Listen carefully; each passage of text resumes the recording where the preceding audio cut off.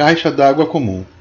A altura mínima entre o nível mais baixo do reservatório e o ponto de abastecimento do chuveiro, pela norma, é de 90 cm, mas por garantia recomenda-se utilizar 1 metro para compensar algum excesso de mudança de direção que possa ocorrer nos tubos. Isso compreende 4 fiadas de tijolo, mais a canaleta L e a laje. Então nós vimos que a altura do chuveiro compreende geralmente em 2,10 e 2,30. Vamos utilizar aqui 2,30. O pé direito vai algo em torno de 2,60. Então aí temos 30 centímetros do chuveiro à altura do pé direito. Aí tem mais uns 10 centímetros de laje, então são 40 centímetros. Quer dizer que para 90 centímetros ficam faltando 50 centímetros de altura. É a altura que vai ser feito o suporte em que será colocada a caixa d'água, pela norma, atendendo a norma. Vemos aqui do lado o desenho de uma caixa d'água montada. Embaixo aqui o cano está saindo da caixa d'água, já colocamos uma negativa, porque não é recomendável, não se faz essa saída por baixo, como vamos ver mais na frente, a saída sempre feita pelas laterais. Aqui temos também algumas alturas de torneira nesse projeto, que diverge um pouco da nossa, então às vezes um projeto pode variar de engenheiro para engenheiro. Contudo, aqui nesse caso podemos considerar as bancadas como uma altura geral de 90 centímetros. Então a pia fica a 90 centímetros, a pia, o lavabo do banheiro e o tanque. Aí a altura da torneira vai variar se é torneira de mesa ou se é torneira de parede. Tem umas que ficam em cima do balcão, algumas torneiras, que é a torneira de mesa, e outras que ficam colocadas direto na parede. Aí vai variar em razão do tipo de torneira, a altura. Então aqui nós temos o preparo do suporte da caixa d'água. Acima da laje foi utilizado 4 fiadas de tijolo, 1, 2, 3, 4. E aí também foi feito essa cinta. E aqui em cima ainda vai ser colocado uma laje.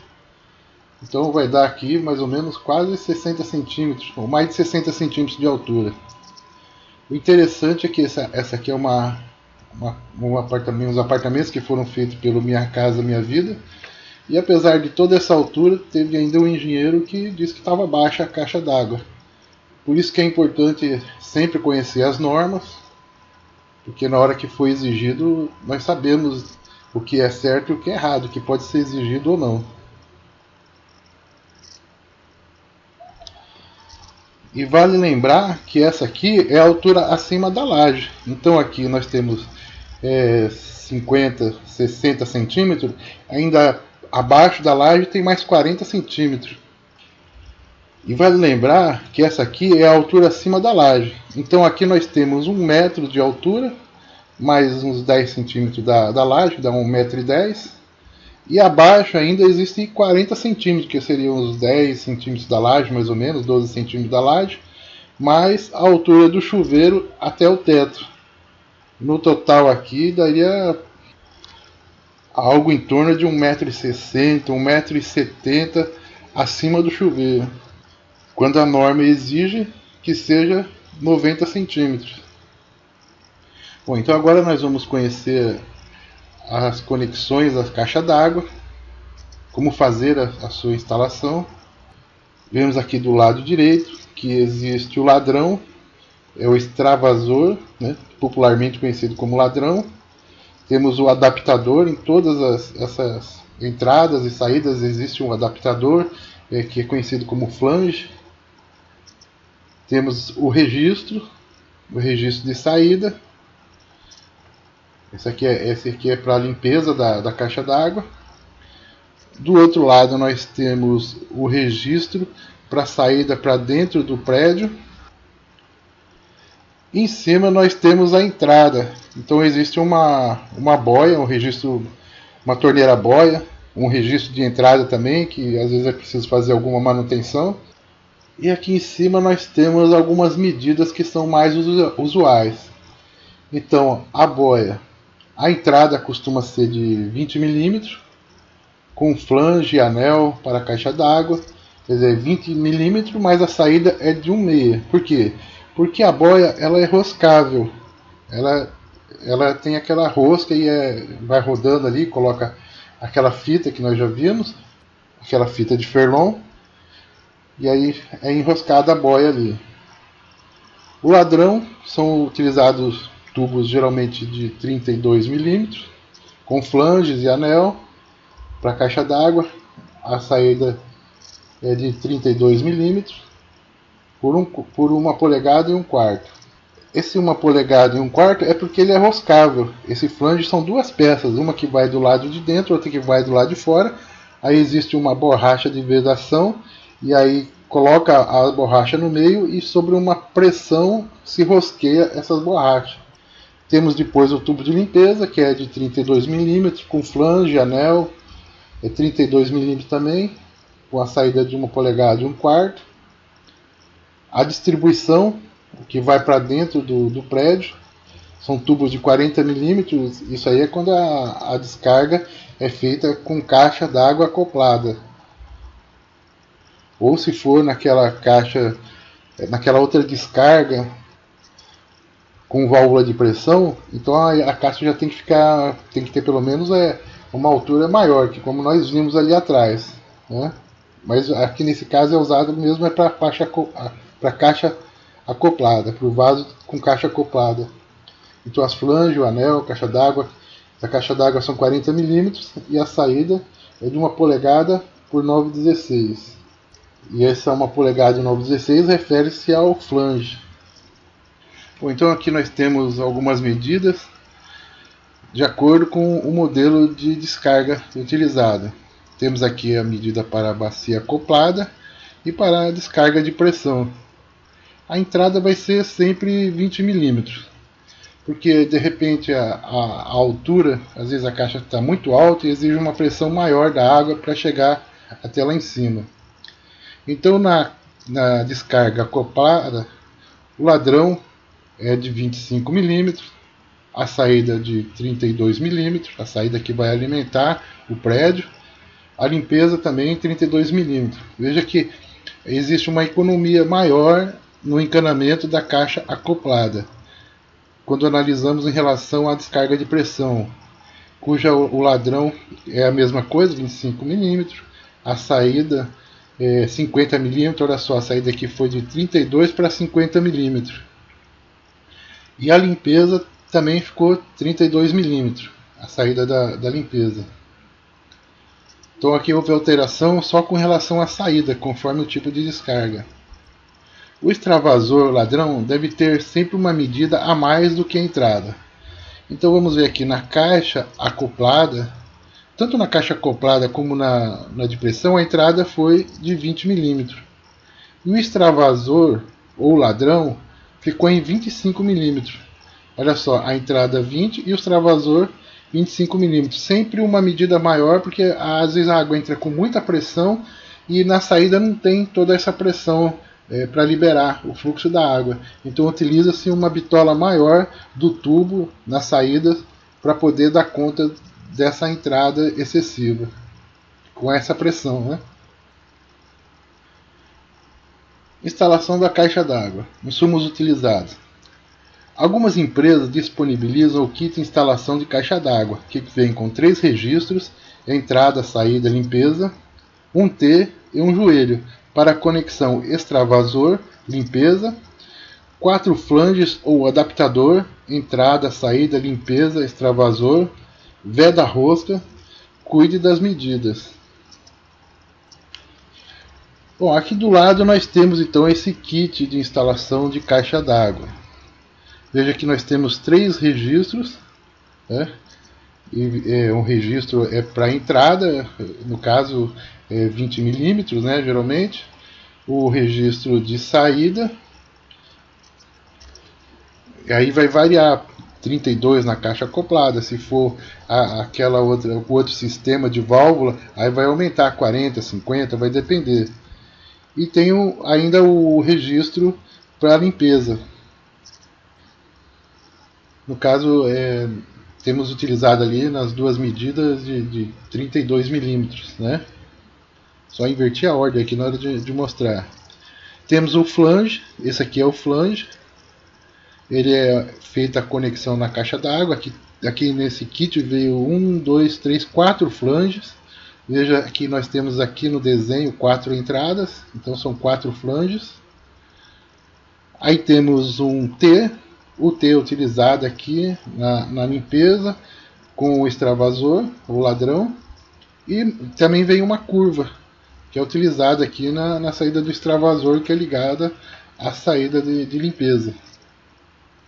Então deve-se cuidar da medida justamente pelo tipo de descarga que vai se utilizar. E aí é onde que varia. Tem que se conferir certinho na hora de comprar para ver se está pegando o kit correto. Nós já vimos que tem algumas empresas que fornecem o flange e o registro acoplado. Só que eles acabam saindo mais caro, ainda não está compensando. Futuramente deve baixar isso, né? Mas ainda não está compensando comprar ele acoplado. Está compensando comprar ele separado. Instalação. Local da instalação. A caixa d'água deve ser instalada em um local ventilado de fácil acesso para inspeção, limpeza e manutenção. Recomenda-se um espaçamento mínimo de 60 cm entre as paredes. Esse 60 cm geralmente é a passagem de uma pessoa. Então, não só na caixa d'água, mesmo quando um arquiteto, um engenheiro faz um projeto, entre os espaços entre os móveis é deixada essa distância de 60 centímetros, que é para poder passar as pessoas ali, para poder dar alguma manutenção. Assente a caixa d'água em uma superfície plana, rígida, resistente, nivelada, sem a presença de pedras, sujeiras ou qualquer material que possa danificá-la. A área da base deverá ser maior do que a do fundo da caixa. Então temos aqui o desenho, uma base que plana, limpa. A base ela é maior, a base onde vai ser assentada é maior do que o fundo da caixa, para que ela possa se assentar por completo ali, ficar totalmente adaptada ao local. Não assente a caixa d'água diretamente no solo, nem enterrada total ou parcialmente. Evite ainda a instalação em terrenos arenosos, eis que as águas das chuvas causarão o desnivelamento da base, comprometendo a vida útil da caixa. Bom, basicamente é colocar sempre em um lugar firme e preparado para isso, seja se for de madeira, se for de concreto, tem que ser um lugar previamente preparado para isso. E aqui temos algumas advertências na hora de instalar a caixa d'água. Não use base desnivelada e arenosa, senão ela vai entortar aqui, vai afundar embaixo na hora de encher. Não enterre. Às vezes a pessoa quer colocar ali na terra para ficar mais fresquinha a água, sei lá, eu fazer de cacimba. Não use base grelhada ou cruzeta. Não pode haver esses espaços entre uma madeira e outra. Tem que ser tábuas, se for fazer de madeira, tem que fazer tábuas colocadas uma ao lado da outra, para que toda a sustentação se distribua de forma uniforme. Então essas cruzetas, esse tipo de grade, era utilizado nas caixas d'água de cimento amianto. Não tinha problema, porque ela aguentava, ela não se movia. Mas essas caixas d'água que são feitas agora, elas são mais flexíveis e se adaptam ao local aonde vão ser colocadas. Então ela tem que estar plana para distribuir todo o peso e não danificar a caixa d'água. Faça os furos na caixa d'água com serra-copo e retire as rebarbas com uma lima ovalada ou redonda fina. Pode ser a rasqueta, né? Por fim, passe a lixa.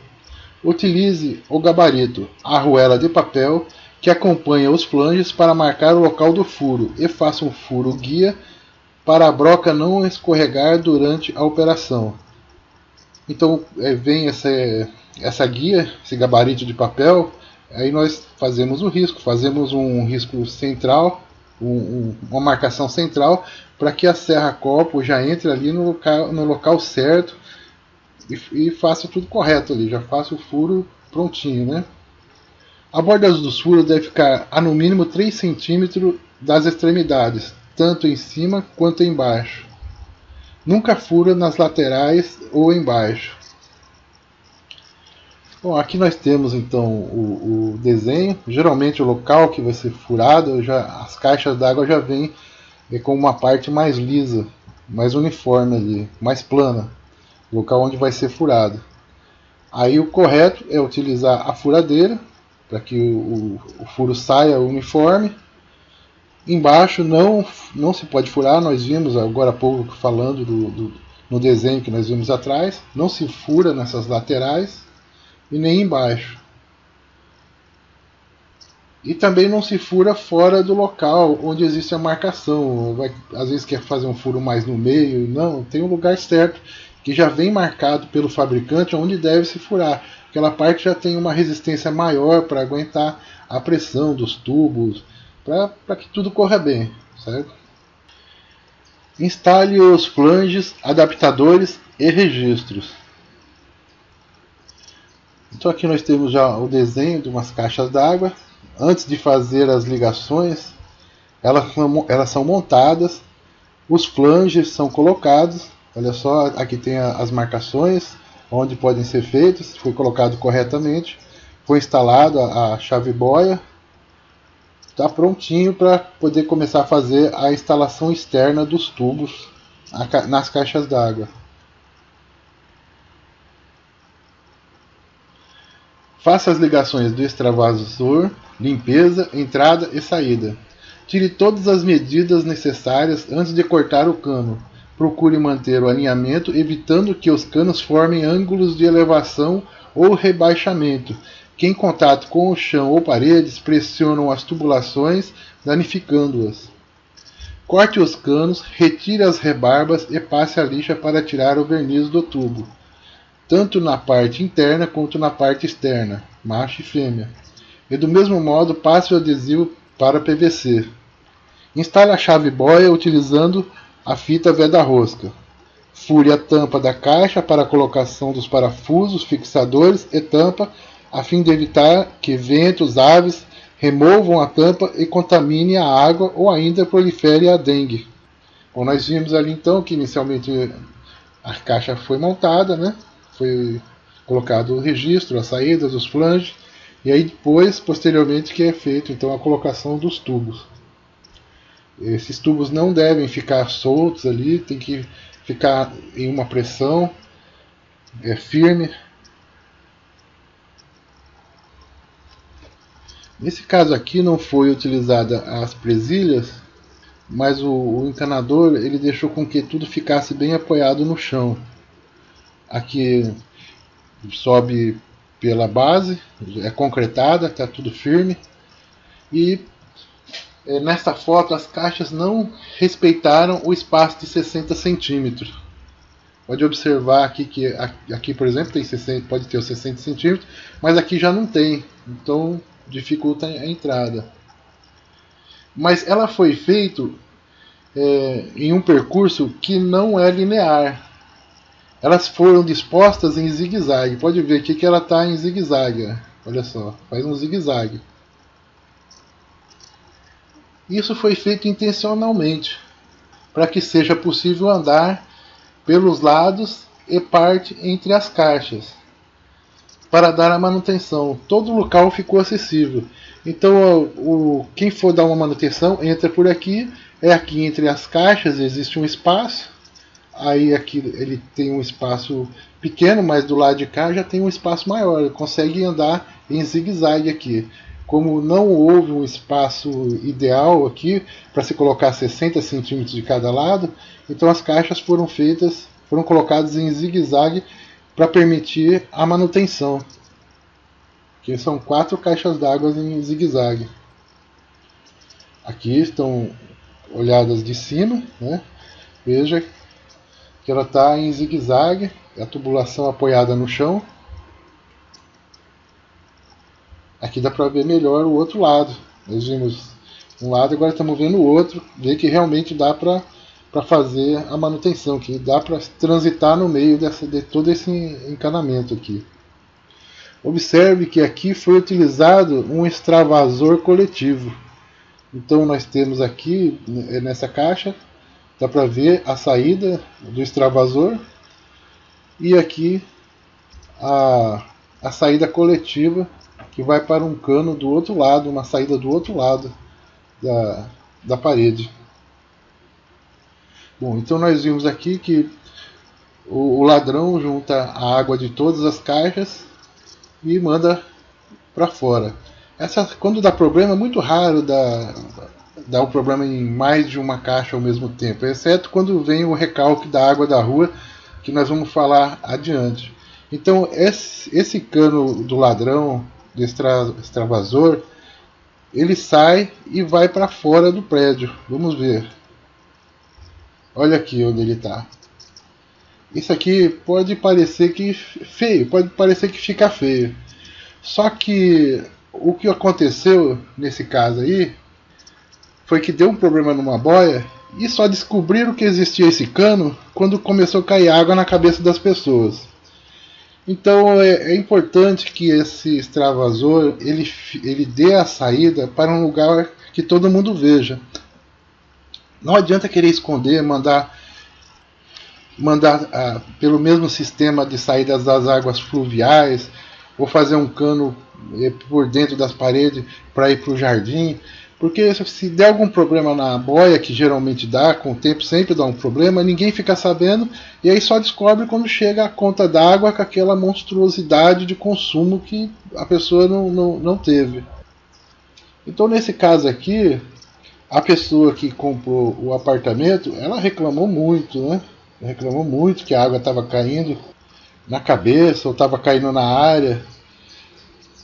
Aí fica a opção da pessoa. Se quiser, corta o cano. Mas a pessoa não quis cortar o cano, não. Preferiu deixar o cano ali e deixar cair na cabeça das pessoas e quando ocorrer algum problema, ficar sabendo. Então ele é bem discreto, apesar que foi chamada a atenção, mas as pessoas nem percebem que esse cano está ali, que ele existe. Ele foi projetado uns 40 centímetros para fora da alvenaria e é o suficiente para poder resolver o problema. Caixa d'água em concreto armado. Para a confecção da caixa em concreto armado, necessita-se de um bom carpinteiro para a caixaria e um armador para preparar a trama de aço. O concreto deve ser vibrado com o máximo cuidado para não deixar gatos. A mistura do concreto é a mesma utilizada nas lajes. Posteriormente, deve-se proceder à impermeabilização. É recomendado que você tenha um projeto em mãos. Nesse caso aqui é bom ter o projeto do engenheiro, porque dependendo do tamanho da caixa d'água, tem que se calcular a pressão positiva e a pressão negativa. É a pressão da água dentro dessa caixa. De forma que toda a estrutura tem que estar de acordo com a pressão que vai ser exercida. Geralmente é utilizada mais em prédios, em instalações maiores. Impermeabilização com impermeabilizante hidrofugante. Então, quando é feita a caixa d'água em concreto armado, ela tem que ser impermeabilizada. Inclusive para que não fique aquelas partes porosas e faculte a formação de bactérias, a criação de bactérias ali. Ou de outros agentes que sejam patogênicos, que causem alguma doença. Primeiro faça o chapisco. Então, fez a caixa d'água, vamos dar uma chapiscada para fixar bem as próximas camadas, né? Dê uma camada de massa de 1 cm de impermeabilizante hidrofugante, Vedacite contra a umidade ou similar. Eu coloquei esse Vedacite, que é a marca mais conhecida, mas existem vários do gênero. É só procurar que qualquer um deles serve. Geralmente as empresas têm trabalhado muito bem em cima disso. Chapisque novamente e dê outra chapada igual de impermeabilizante hidrofugante, lembrando-se de arredondar os cantos. Faça a meia cana. Veja o capítulo referente à impermeabilização dos pisos molhados. Então, mais adiante nós vamos ver como é que se faz uma impermeabilização. Aqui eu só estou dando uma olhada por cima, em razão do capítulo da caixa d'água, mas nós vamos ver mais detalhado adiante como é que se faz essa impermeabilização. Lembre-se sempre de fazer o arredondamento nos canos, não pode ficar canto reto de 90 graus, tem que fazer aquela meia cana para seguir. A água sempre ela anda no movimento redondo, no movimento de círculo. Se nós formos observar, por exemplo, onde tem cachoeiras, onde tem pedras, vamos ver que sempre existe uma cavidade arredondada ali em forma de meia-lua. Então a água sempre vai nessa direção. E é melhor que se faça então essa meia cana para que ela fique mais confortável ali, que a água fique mais tranquila, não dê vazamentos, a pressão da água seja melhor distribuída em todo o compartimento. Posteriormente aplica-se a argamassa polimérica. Tem a Viatop Plus, Cicatop ou similar, tem várias no mercado. As normas exigem que esses materiais tenham uma performance de 25 metros de coluna d'água, ou seja, é a pressão que ela tem que aguentar. Mas por que isso? Olha só, quando nós fazemos uma caixa d'água em cima de um prédio, procuramos preservar que a água saia pelas paredes, que ela mereja. E quando ela é feita debaixo da terra, quando é feito em forma de aljibe, nós fazemos o possível para evitar a contaminação da água. Então, quando faz essa impermeabilização e depois aplica-se a argamassa polimérica, evita essa entrada e saída de água. Então, a norma exige que pelo menos as empresas tenham essa performance de 25 metros de coluna d'água, ou seja, uma coluna d'água com 25 metros de altura e a pressão que ela aguenta, tanto para a entrada como para a saída.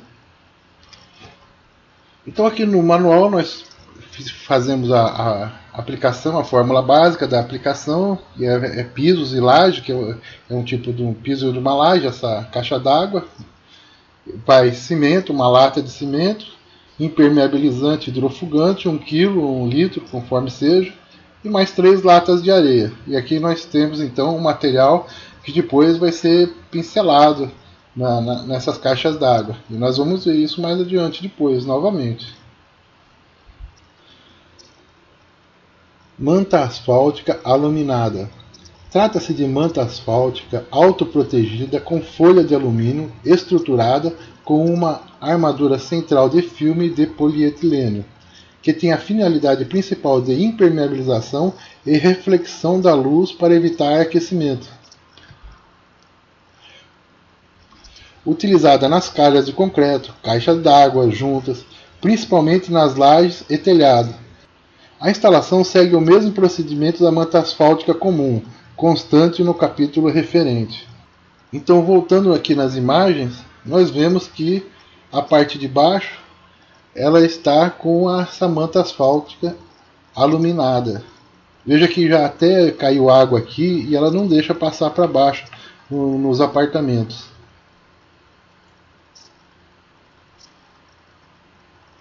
Olha aqui, está tudo feito até uma certa altura. Nós vamos ver depois com mais detalhe como é que se faz isso. Tá? Então a caixa d'água ela fica em cima de uma laje, mas antes de colocar a caixa d'água tem que ser feita a impermeabilização. Então a caixa d'água ela é colocada depois que foi feita a laje e depois que foi feita a impermeabilização. Então foi feita aqui a impermeabilização do fundo e a impermeabilização das paredes. Essa parte preta aqui também é uma impermeabilização. Veja aqui, tudo impermeabilizado. Instalação do hidrômetro. Padrão de entrada de água. O padrão de entrada de água deve ser feito de maneira a obedecer às normas da concessionária local. Informe-se antes de instalá-lo. Isso pode variar de um local para outro. Geralmente a companhia exige deixar uma luva LR, quer dizer, liso, rosca, registro de esfera com cabeça quadrada e luva branca RR, quer dizer, rosca. Os canos devem entrar retos na caixa do hidrômetro. Podem ficar inteiros, deixado para que a concessionária de água efetue os cortes de maneira que achar melhor. Então o cano pode ficar vazado de um lado ao outro dentro da caixa, dentro do suporte ali. Sugerimos que permaneça a cerca de 1 metro dos medidores de luz. Se utilizar um container de polietileno ou similar para abrigar o medidor, cuide de apoiar seu interior para que o peso da argamassa não o deforme. Aproveite e deixe uma saída para colocar uma torneira por perto. Então aqui nós temos o esqueleto de uma instalação. Inicialmente essas caixas de polietileno são pregadas na parede, são fixadas, seja por meio de parafusos ou qualquer outro meio utilizado. E esse cano que vai da entrada e da saída, ele pode ficar passando aqui, pode deixar ele reto, pode deixar ele passando. Porque às vezes a gente vai colocar esses canos e não deixa na medida correta. Olha só esse caso aqui, foi colocado um pedaço muito pequeno rente à caixa de polietileno e vai ficar complicado depois para fazer a instalação do registro. Entendeu? Então pode deixar ele reto ou se não deixa um bom pedaço ali. A questão é que se deixa o cano aqui, às vezes ele pode ficar um pouco encurvado. Né? Aqui ficou ligeiramente para cima. Às vezes pode ficar meio fora do esquadro. E é bom aproveitar a oportunidade e deixar a saída para torneiras. Porque, por exemplo, dependendo do caso, se for feito um apartamento, ou mesmo se for uma residência, é necessário deixar uma torneira no jardim, na entrada, às vezes para lavar um carro, para lavar o quintal. Então já aproveita e deixa essas entradas. Veja que a conexão é a conexão azul, né, que possui aquela parte latonada dentro dela para aguentar colocar as torneiras. Vamos para a próxima imagem. Aqui já está mais pronto, né? Já ficou mais próximo do fim. É bom que você mantenha um pouco afastado do medidor, porque ali a eletricidade, água e energia às vezes pode dar algum problema, pode dar algum acidente. Então sugere-se que esse medidor fique afastado aí a 1 metro pelo menos do medidor de luz.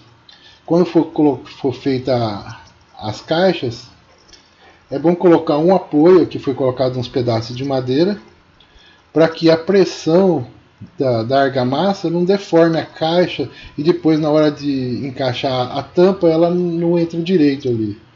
Aqui nesse caso o cano foi deixado já pronto aqui para a companhia vir e ela mesma cortar do tamanho que ela quer. Então fica mais fácil de trabalhar.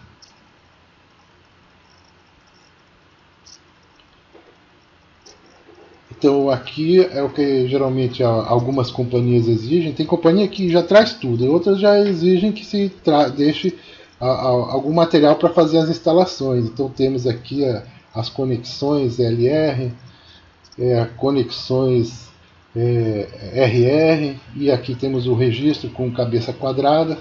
Então não se usa esse tipo de registro aqui, esse registro de esfera aqui. As companhias pedem que seja feito esse com a cabeça quadrada sem o volante.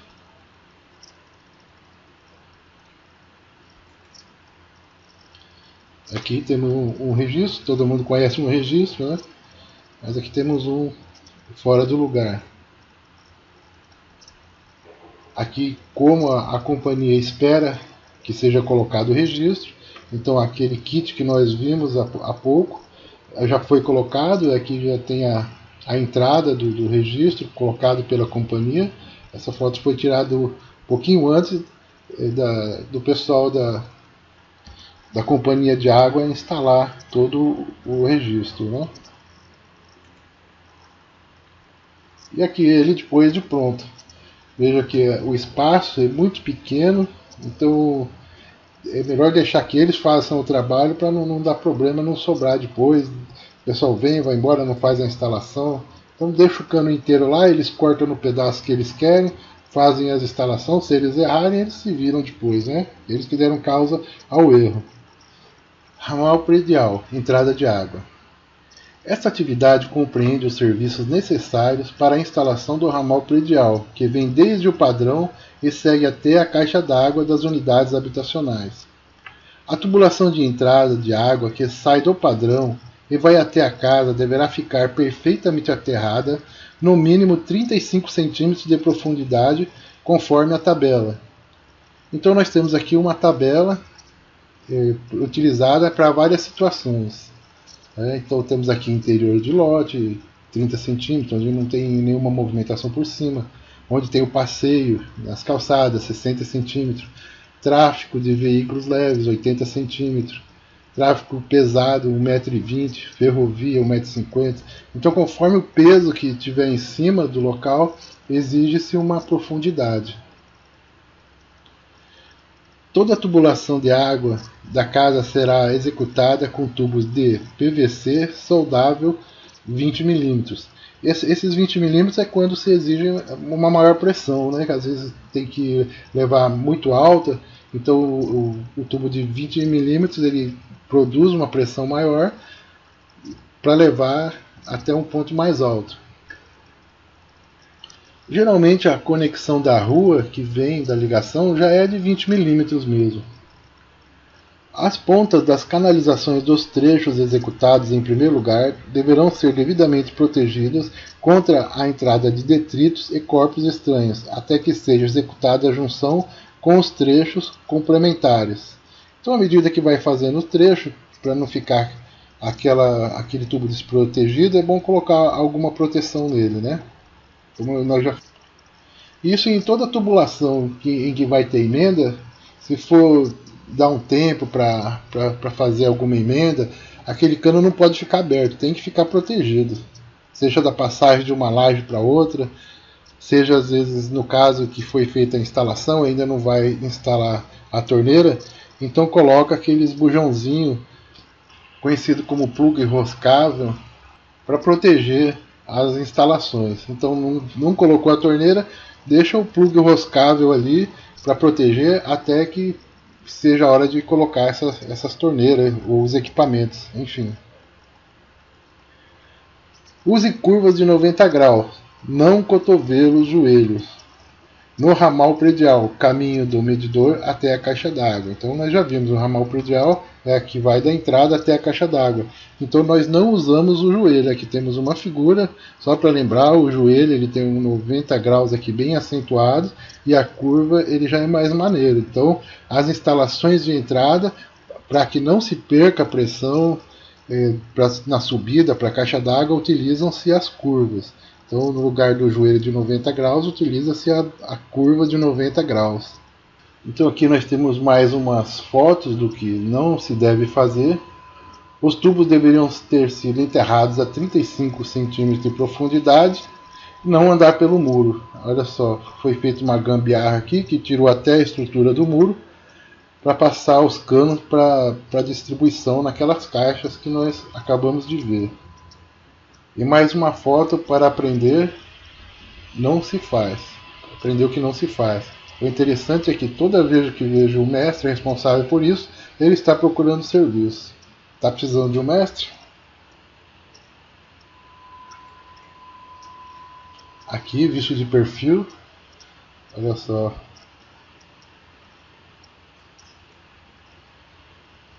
Aqui a saída ainda ficou rasa, ela tem que, aqui é um passeio, pela tabela ali já seria em torno de 60 centímetros. Os tubos estão muito rasos, sem proteção adequada. Uma movimentação em cima pode danificar esses tubos. E aqui temos uma muretinha, onde foi colocado os registros. O nível do pedreiro sem beber, olha só como é que ficou. Bastante encurvado. E esse aqui é o óculos do mestre de obras que orientou esses trabalhos. Olha só, nesse caso aqui foi feito todo o processo e deixou o cano torto, né? Já vimos que esse registro aqui está equivocado e aqui não tem como instalar um hidrômetro, está totalmente fora aqui. Tem o que? Quase 45 graus aqui, não tem como instalar, vai ter que quebrar tudinho esse aparelho para instalar o hidrômetro. E aqui o mestre olhando sob o seu olhar, sob sua ótica, né? Deixou aqui os seus óculos. Aqui detalhes da obra visto mais de frente.